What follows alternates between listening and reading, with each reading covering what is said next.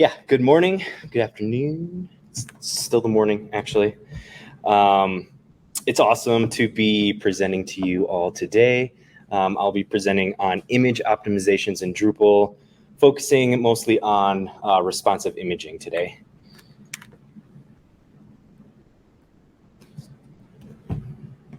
I think I'm still recording, I believe. Yeah. I'm sorry? It's interesting. Yes.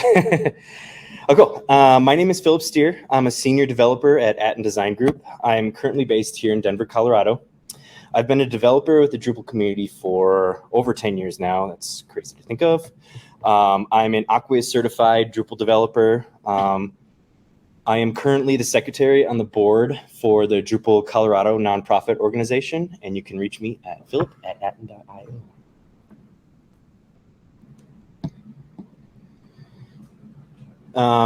So some terms that I'd like to discuss before we dive in, for those of you who are not as familiar with responsive imaging and Drupal and really websites. Sometimes us developers need to translate a little bit. So we have breakpoints, is a certain pixel width on your devices or your laptop at which the website can adapt to. Or begin to adapt to. There can be multiple different breakpoints. These are things that often are determined by developers building the websites. And obviously we have Drupal, which is an open source, freely and collaboratively distributed content management system. And then HTML, which is the hypertext markup language. It's used to compose your website's content in its entirety. So we'll dive, you'll hear some of these vocabulary points as I go through in my presentation here. So let's get a little bit technical first before we dive into some of the Drupal configurations that I'll be going through. Again, HTML is the hypertext markup language that composes your website. One of the parts of the HTML language that we'll be taking a look at particularly are called image tags. This is how an image or media element is represented in code. So I'll go through some of that. An image tag can have, and you can see my example here on my slide. On the right-hand side is an image tag. Image tags have several what we call attributes to them. Most notably, the source attribute is where that image is located on your website server. So it then grabs directly from that file path. There's other attributes like the alternative text. You can see on my example, I have the alt equals image. This is just a simple description of the image that is most notably used for screen readers and SEO. Image tags give us exactly what we need on the website, but that's it. Sometimes, if not most, or all times nowadays, we need different representations of images based on the different devices, the viewports you are looking from, the pixel sizes. A lot of this is to lead into the optimization for your website for images to make sure those images are loading as fast as possible for all of your users, including mobile users. This may not make sense as I explain it, but let's conjure up a website and an image tag in particular and set up the optimizations we need to start making. So I have an example website somewhere. Let's go here. Sorry for all of my jumping around. Sweet, so I'm just gonna open up a page on my test Drupal site here with a cute sloth image. Love sloths. And I'm just going to open up my inspector tools and zoom in. Oops.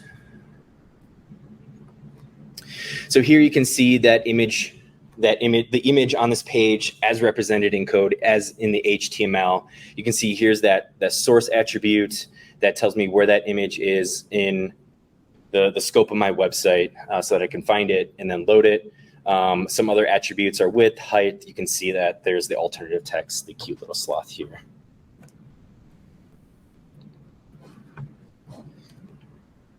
All right.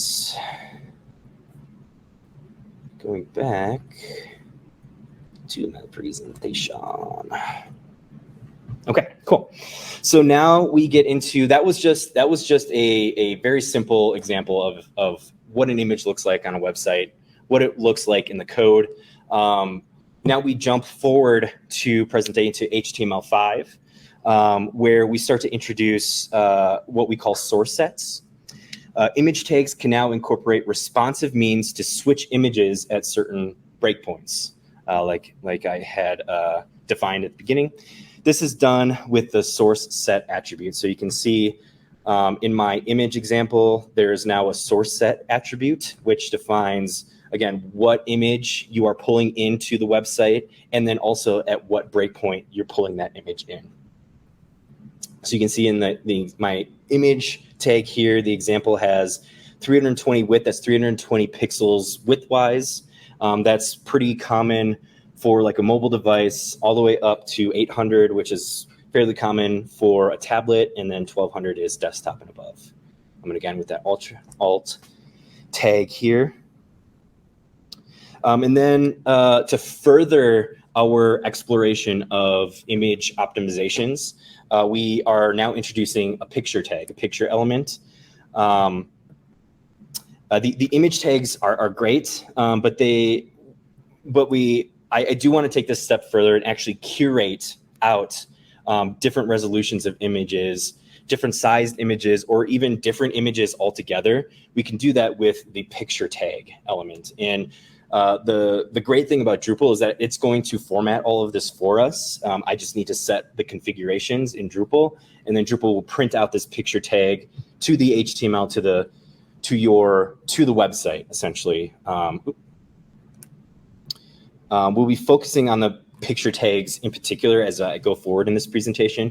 I prefer picture tags. I think they're a little bit easier to read. Again, and again, it gives a very flexible, curated set of images to work with and to work with at certain breakpoints. Oops. Go back. And why am I not? There we go. Okay. Going back to, there you go. To my, where did my example go? There we go. Going back to my example, I'm just going to close this, go back and go to my responsive image field here. So same image as you've seen, but when I go and inspect the HTML for this image, you can see that now it's within a picture tag. Because I want this image, I've set several breakpoints because I want this image to be fairly optimized for any situation, any kind of device. You'll notice it's the same image, but all of these images that are being loaded into this picture element are all going to be different sizes that are appropriate for the device you're viewing it from. So, and this includes what's called, and I'll get to this as well. This includes the Retina displays. So you can see there's 2x and 1x specifications here. You can set for Retina displays like MacBooks and any higher resolution screens that have like Retina displays or that double density of pixels. You can set a larger resolution image to show on those devices just alone, and then also fall back to just the 1x on more lesser resolution devices. So you can see I have breakpoints set all the way to 1920 pixels. That's a pretty large desktop. I want to show a pretty large image there, all the way down to 480, which is the size that I have chosen to show for smaller like phone devices as well. And again, all of this is formatted and printed out into the HTML for me through Drupal. And again, we'll get to those configurations here. Cool. Now diving into again, those Drupal configurations, there's several modules that we'll need to install and enable, and there's some recommended but optional modules as well in the Drupal system that we can enable. I'm going to go to my example again. Close this out and go to my modules section. Extend. Okay, cool. So the first module that you'll want to enable is called breakpoints. It's a core module. It is available, so it's available to you right away when setting up a Drupal system. This module integrates the breakpoints.yml file or YAML file. We'll just look at it. It's just a human readable configuration file that looks like code, but it's pretty easy to put together. The Drupal system will read this as system events and trigger changes for different breakpoints. We'll be taking a look at that. The next one is the responsive image module, which also is a core module. So here we have the responsive image module. Also, again, available in core, available to you right away. This will allow us to define and ultimately curate those images that we talked about in the picture HTML tag element. And then we have two modules that are optional, recommended, but again, optional. And that's the media module and media library module, also in Drupal core. From a content editor standpoint, it opens up the ability to be able to manage a library of media assets, including videos, images. It makes the curation of your images a lot easier, especially for your content editors and for the back end of your site. All right, cool. Now getting into breakpoints. Okay. So in order to relay to browsers information of when to switch images, we'll start with that YAML file, which is a human readable, again, formatted to be ingested by programs such as Drupal. There are several breakpoint files that are already defined, both within Drupal core, and if you've installed modules that do incorporated breakpoints file, you might see those pop up when you're configuring your settings in Drupal as well.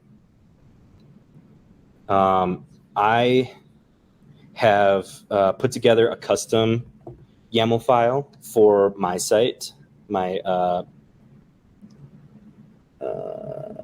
test site here, and I'm just going to open that up.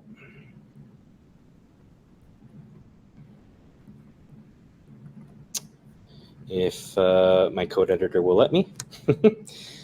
And I think I can zoom in. Perfect. Cool. Can everyone see that? Is it pretty large? Okay, cool. Awesome. So this is my breakpoint YAMLs file. It's within my custom theme that I have defined here, the IMAG. And for each breakpoint, I'm just simply using CSS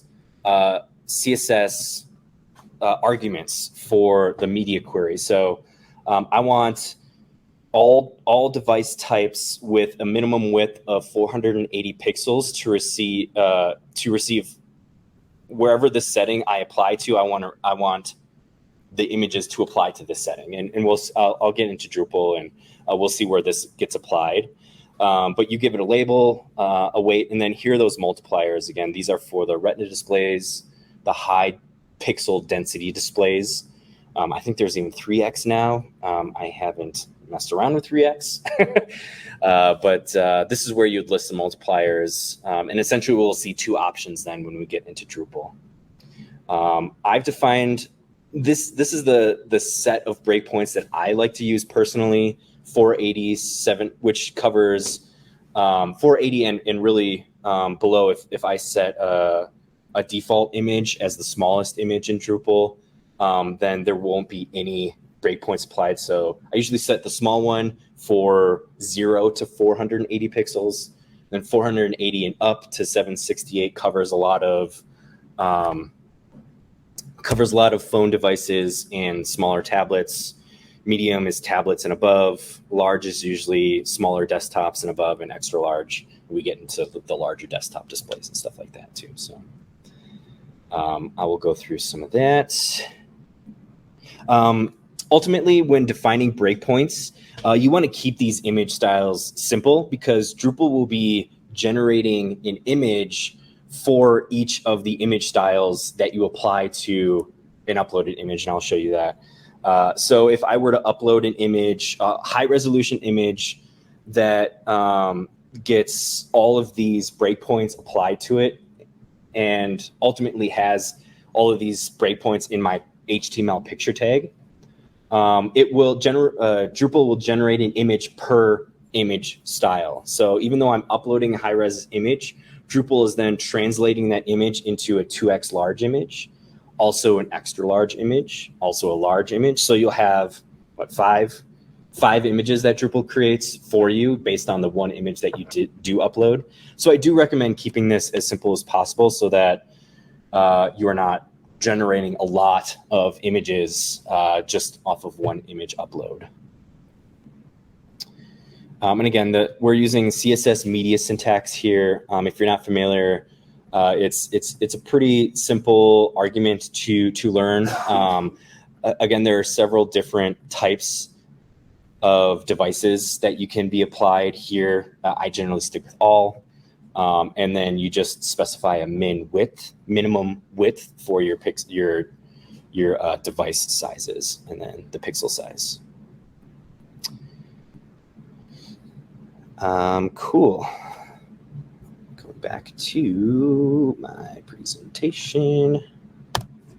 Okay, now getting into image styles. So first, before we create the responsive images in Drupal, we'll want to create image styles, which then will plug into each of those breakpoints in our responsive image, that picture tag. Drupal is very powerful in terms of image styles and allows for a lot of flexibility here. So we'll get into these configurations. This is where, again, this is where the Drupal content management system helps us out immensely. By uploading one high-resolution image, we can automatically generate differently formatted images, again, which will be inserted into our picture tag element.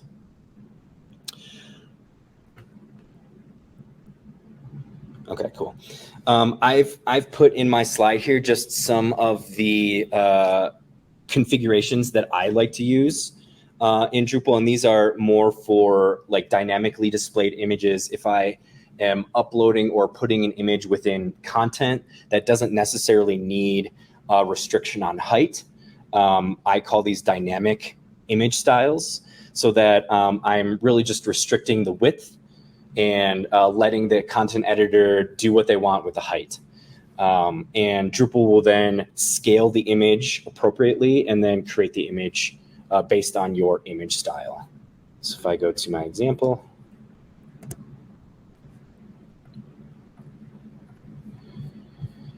I'm going to go under configuration, media, image styles.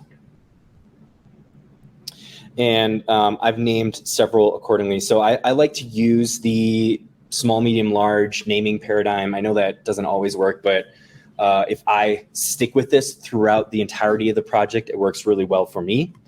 I have seen ratio definitions as well, which is also a great way to name your image styles. But I like to be as broad as possible so that I can apply image styles across several different responsive images, across several different areas of the website.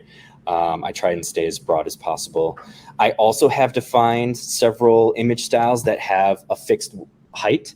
A lot of times I'll do this for like hero banners that do have a specified height, or teaser images that have a specified size ratio.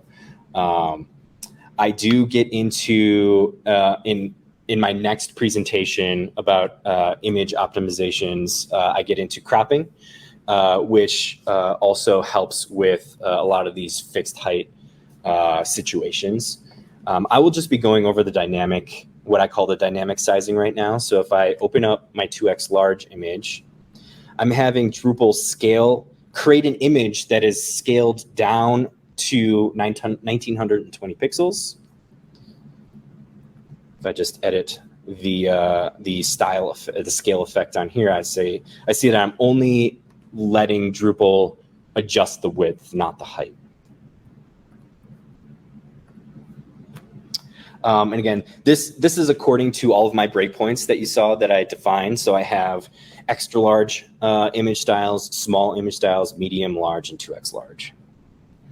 And you'll see that the widths are according to those breakpoints. So 992 was the large, 480 was the small, so on and so forth. 768 was medium.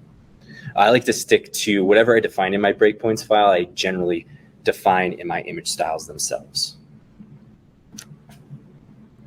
Again, these are just common configurations that I like to use, that I find best. I can actually apply a lot of these configurations to a profile in Drupal, so that when I am installing a new site, I have all of these configurations ready to go. I just press Drupal to install Drupal, and the profile then will install all of these configurations without me having to do this every time that I install a Drupal website. So I can simply just press install Drupal, and then because I saved the configurations to that profile, it'll automatically create all of these for me. This is the general standard set that I like to stick with, again, especially for the dynamic image sizing, where the height doesn't really apply. Just the width is what I'm worried about. And then we'll get into, finally, responsive imaging. Okay, cool. On this slide, I've detailed out my standard set, my standard dynamic set of responsive image styles.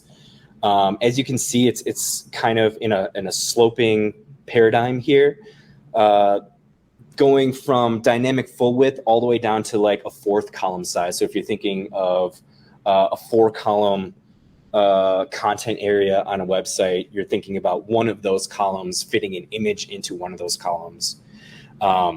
The logic here is that at the full width or full screen image styles, we want kind of the whole gambit of image styles to be applied, because we have the largest area, so we want there to be the largest breakpoint available. We want Drupal to be generating the largest image possible, and then scaling that all the way down to smaller devices.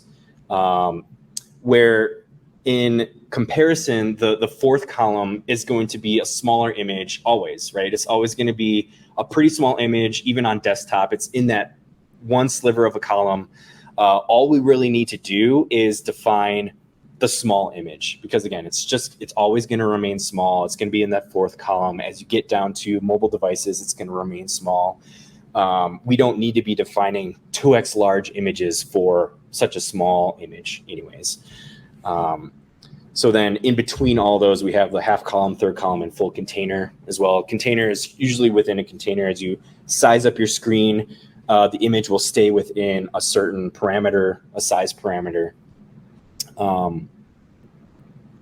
Yeah, that is the logic here. If I go to and connect the dots in the back end of Drupal, I'm now going to go to configuration, media, responsive image styles. I've defined a full width, which is being used in my first example with the picture tag with the sloth. Is using the dynamic full width responsive image style. Before I get into what I have, configured already, when I'm adding an image, responsive image style, you'll see several options here. This is where that breakpoints.yaml file comes into play. So you'll see there's several other modules and themes that are enabled on this site that have breakpoints files that do show up here. You can see that my custom breakpoints.yaml file shows up. So I select, oh, that's weird. I haven't seen that before. This also is an older example site, so I'm sure it probably could use further updates. But essentially you would choose your image, your breakpoints configuration, and I'm just going to edit what I have currently. You can see that I've chosen it here. I've given it a label and machine name, and then you can see. Oh, that's strange. Did that change recently? Must have changed recently. You can see all of my breakpoint, all the settings in my breakpoints file here now show up as configuration states when I'm defining that responsive image style. So see, I have 2x large with the CSS argument for media. I like to just select a single image style, and this is where we'll then pull in those image styles that we had just defined in the image styles section of the configuration. Again, keeping with that paradigm of this chart here that I've created, keeping with this paradigm, I'm defining that dynamic full width. So I'll want all of these image styles defined with their specific breakpoints. Let me go down to the bottom real quick. Always choosing a fallback image style is always required. I always choose the smallest so that if anything goes wrong with your breakpoints or with your responsive image style, it's always going to load the smallest image style available. That's just for optimization, for load time, for your users. I don't want to be loading a large image when something goes wrong. I just put in the small image and we'll fix it.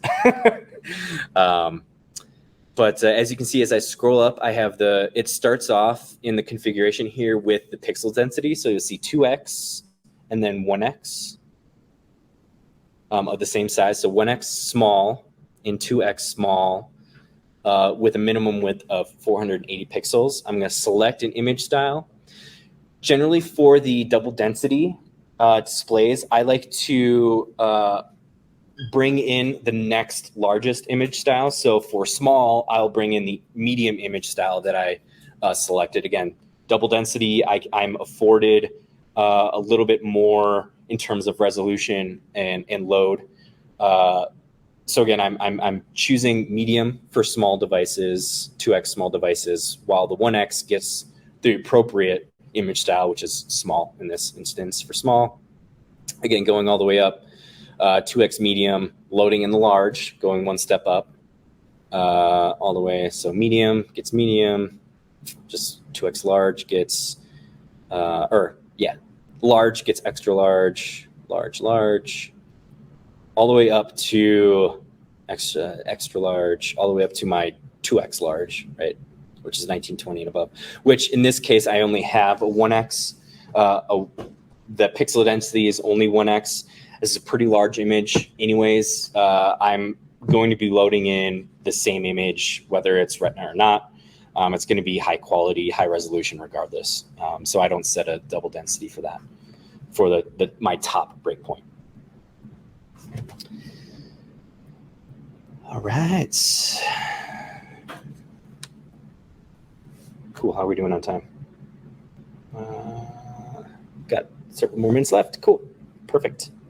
As you also have seen in my examples, I've taken this a little bit of a step further with some of those fixed image sizes, like heroes or teasers.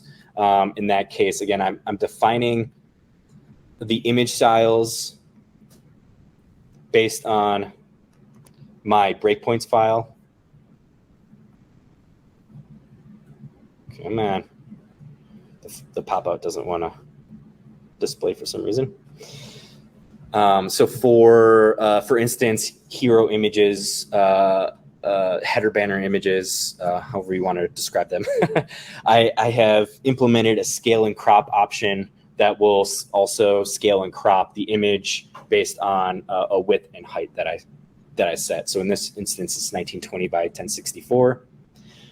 Also, again, keeping with my breakpoints file logic, when I define a banner, a fixed banner, I'm using the same dot connecting, right? So if I go all the way down on my fixed banner, I'm setting my smallest image style to the fallback and just going up from there. So small gets the medium on 2x pixel density, and then small here as well. All the way up again, all the way to the top.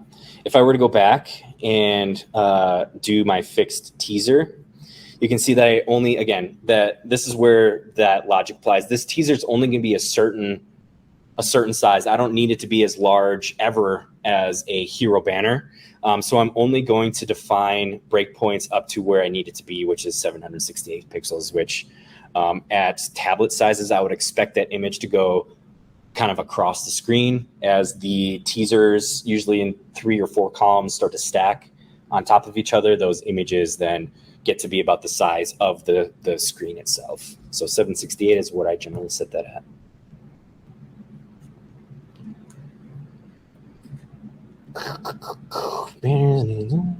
Cool.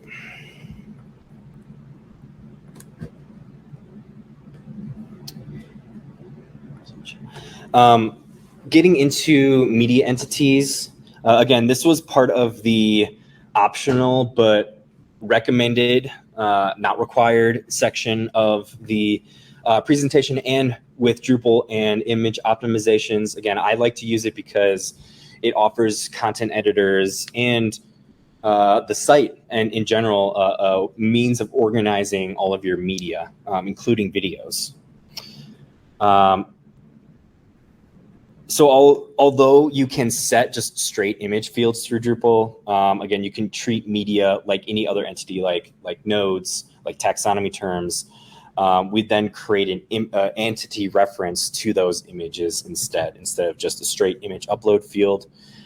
We then can adjust those media entities and set view modes for each of their situations, like banners or teasers. Again, we can set different view modes like you would on a node for like teasers or full page views. And then we can use those appropriately across the website.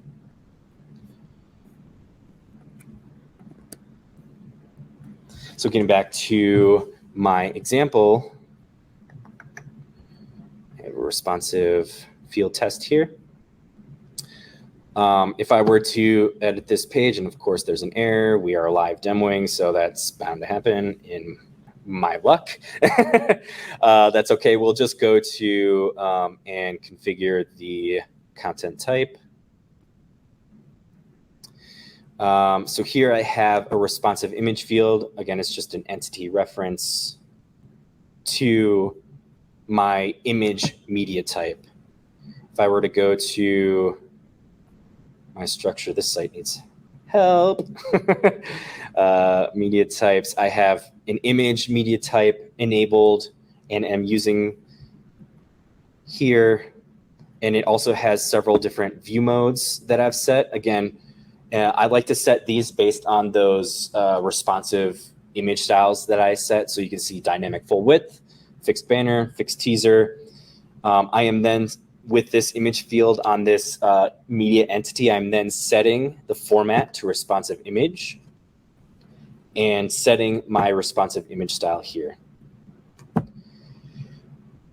And that is pretty much all you need to do in terms of configurations for Drupal in order to get, I'm sorry, I missed one aspect of that.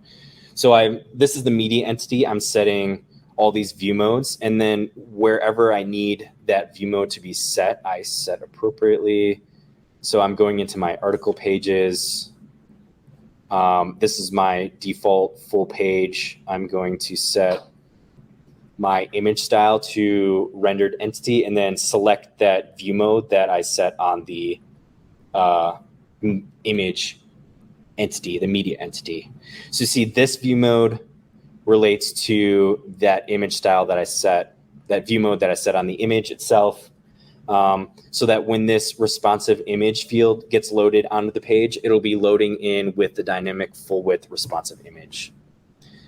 So if we go back to the site, go back to my responsive image field test, open up my HTML, The final output, as you saw at the beginning of the presentation, is this picture element tag with all my breakpoints set. Again, Drupal's is generating all these images for me. You'll see that the file paths have files, styles, and then the machine names of all your styles.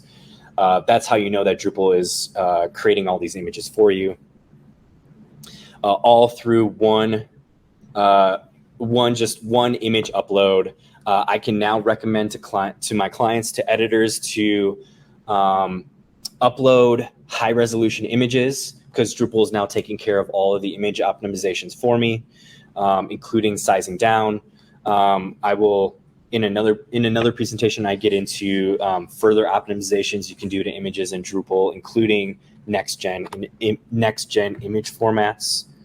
I won't go into that today. Just want to focus on the responsive image styles. And then the other really great, nice thing also is now you have a media library where you can manage all your media. So I've uploaded this image to several pages now, actually.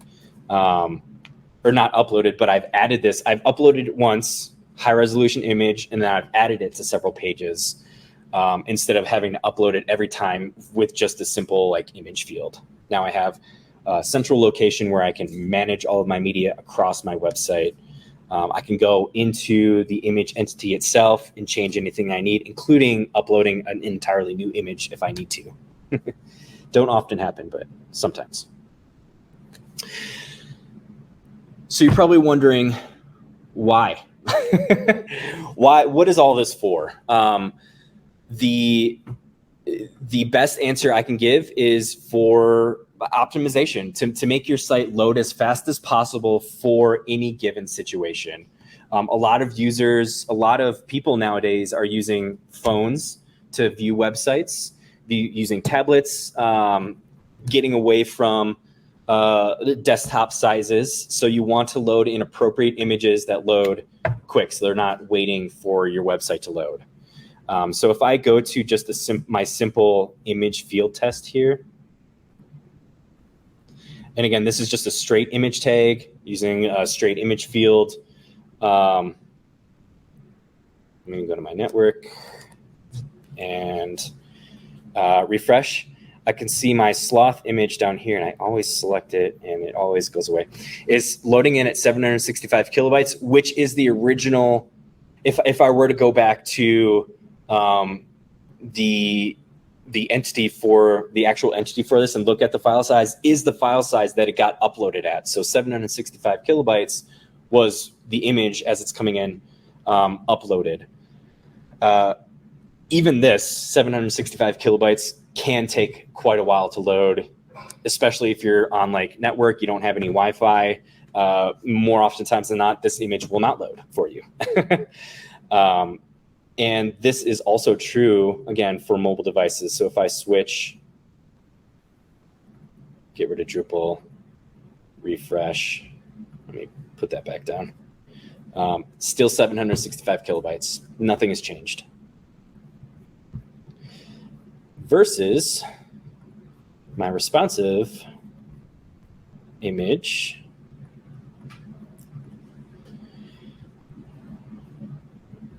Go to my network tab, refresh. And Mr. Sloth is somewhere in here. There he is. You can see already on desktop, Drupal has optimized this image. Even though I'm using, I believe this one is using, this image is using the large breakpoint, which is the 1920 pixels. Drupal has still created an image style for me and still has optimized this image for me, even for desktop. So you see it's 386 kilobytes here. I go and refresh and look for Mr. Sloth again. Now that we're on mobile, 34 kilobytes. So now it recognizes my breakpoints. It recognizes, at this point, I think it's using the fallback because I don't get into, for some reason, I'm using the Galaxy Fold, which is a new device, by the way. Keep in mind that it's smaller screen, so even more sizes we have to worry about now. I'm just going to switch this to iPhone 12. refresh 390. It's still the fallback, but you can see that even at the fallback size, it's using the smallest image size available. So you can see 34 kilobytes. Loads in a snap. Don't need to worry about load times. Users can see it. It's still pretty high quality, even though it's 34 kilobytes. Again, you're using that high quality image, and then Drupal is then extending that, formatting your image for you, and then using this for the final display for that picture tag. This is also good for search engine optimization. I recently did a website for the Natural History Museum of Utah, which has quite a lot of media on their site. Of course, I will wager to guess that this will be different than how I usually run this test, but we'll check it out. We'll see. So if I open up Lighthouse and run a desktop report, because of my image optimizations that I performed, along with my theme optimizations as well, this Lighthouse score usually gets 90% and above. The website's loading quickly. A lot of the assets are loading. Yeah, performance 92. Oh, sweet. That worked. So this is what I would expect and now have confirmed, is that all my image optimizations, again, along with some of my theme optimizations as a developer, have helped in the performance. I really do attribute a lot of my performance ratings to my image optimizations that I do on Drupal websites.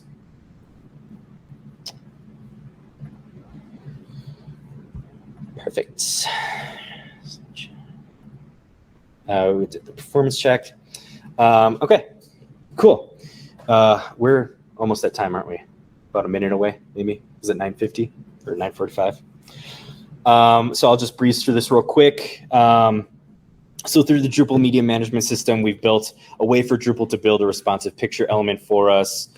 We've unlocked a way of loading in a single appropriately sized image for our editors or for our users.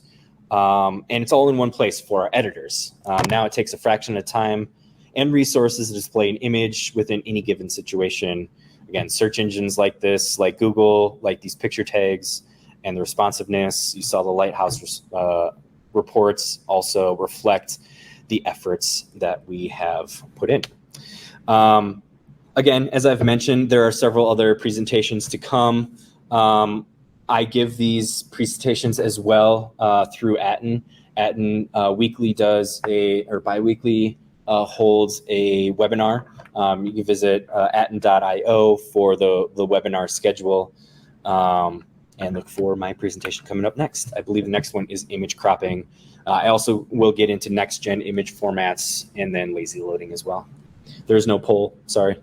Some of the sources that I used for this presentation, including Test Plus and Drupal.org itself. Any questions? Cool. Thank you. Thank you so much.